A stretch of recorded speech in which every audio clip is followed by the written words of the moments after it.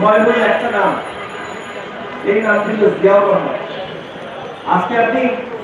আজকে কেন আপনি এই 54 বছরের ইতিহাসে যে কোনো সময় স্থান কাল পাত্র ভেদে ঘরে ঘরে মাঠে ঘাটে পথে পথে আপামর জনসাধারণকে জিজ্ঞেস করে দেখবেন, একটা কথা বলবে, এই যে দীর্ঘদিনের আন্দোলন সংগ্রাম করে যত ধারক বাহক ছিল এই রাষ্ট্রের পক্ষে এই পর্যায়ে আজকে দেশটাকে নিয়ে এসেছে, দেখবেন মানুষের মধ্যে একটা আকুল আপত্তি, যদি একটা জিয়াউর রহমান আসতো।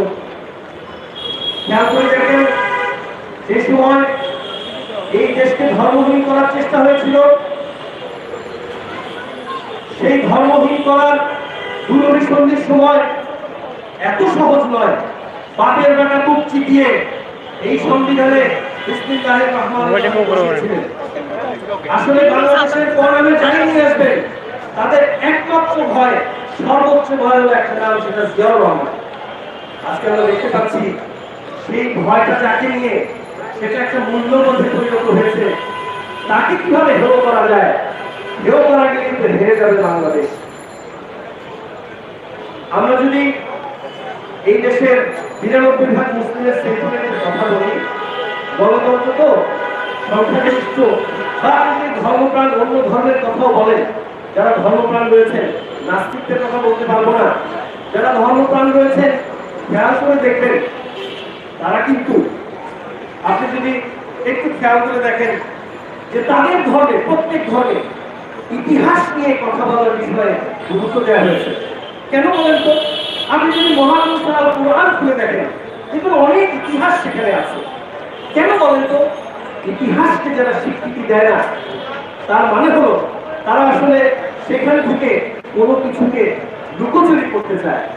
আপনি একটা ইতিহাস দেখেন না, সেখান থেকে মূল মন্ত্র নিয়ে যদি আমরা ইতিহাস দেখি, এই বাংলাদেশে ২৪ থেকে আমরা যদি পেছনে যাই, আরেকটা বড় গণঅভ্যুত্থান হয়েছিল ৯০ সালে, তার থেকে যদি পেছনে যাই, এর থেকে সবচেয়ে বড় এই যে বার্থ পেইন যেটা গেছে, এই জাতিসত্তা এবং এই বাংলাদেশের জন্মের যে আন্দোলন হয়েছিল, জন্মের যে সোনালী মুক্তিযুদ্ধ হয়েছিল, সেটা ৭১ সাল। আপনি যদি দেখেন এই ৩৪-এ আন্দোলন ছিল বাংলাদেশ বনাম তাবেদার, সেই মাফিয়া বাংলাদেশ বনাম তাবেদার। ৯০-এর অভ্যুত্থান ছিল বাংলাদেশ বনাম স্বৈরাচার। ৭১-এর মুক্তিযুদ্ধ ছিল বাংলাদেশ বনাম হানাদার, যার দোসর ছিল রাজাকার। আপনি বলতে পারেন যে ভাই ন্যারেটিভটা একটু চেঞ্জ করেন না, কারণটা যেন কেমন লাগে। কেউ কেউ আমাকে মেসেজ পাঠায়, আপনি জানেন তো অনেকেই আছে যাদের গুপ্ত চিন্তা, সুপ্ত চিন্তা, তারা তাদের কমিটি কিন্তু দেখবেন বিশ্ববিদ্যালয়ে যান, প্রকাশ করে না। প্রকাশ করে রাজনীতি করা তাদের মূল মন্ত্রের মধ্যে সেভাবে দেখা পাওয়া যায় না। সেরকম যারা গুপ্ত সুপ্ত চিন্তা অনেক সময় মোবাইলে মেসেজ পাঠায়, ন্যারেটিভটা একটু চেঞ্জ করা যায় না? ন্যারেটিভটা একটু আওয়ামী লীগের মতো হয়ে গেল না? জি না ভাই, আওয়ামী লীগের ন্যারেটিভ ছিল, সেই ফ্যাসিস্ট মাফিয়ার ন্যারেটিভ ছিল শুধু সেই মুক্তিযোদ্ধা, তার বিপরীত কেউ গেলে সেই রাজাকার, সে বাদে সবাই রাজাকার।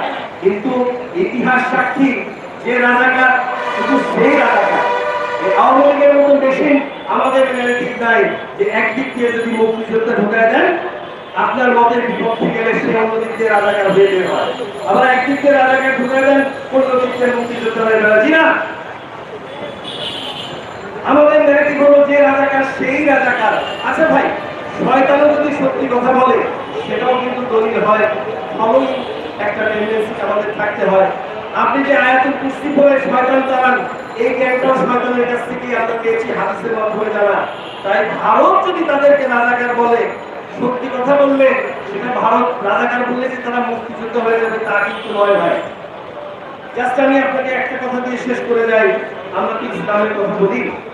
এই মুসলিমের সেন্টিমেন্টটাকে নিয়ে ইসলামকে পুঁজি করে আমরা রাজনীতির কথা বলি তো? আচ্ছা, সরকার নামানো আর সরকার চালানো কিন্তু এক কথা নয়। তেমনি ইসলামিক কোন গোষ্ঠী আর কোন গোষ্ঠীর নিজস্ব ইসলাম, এটা কিন্তু এক কথা নয়।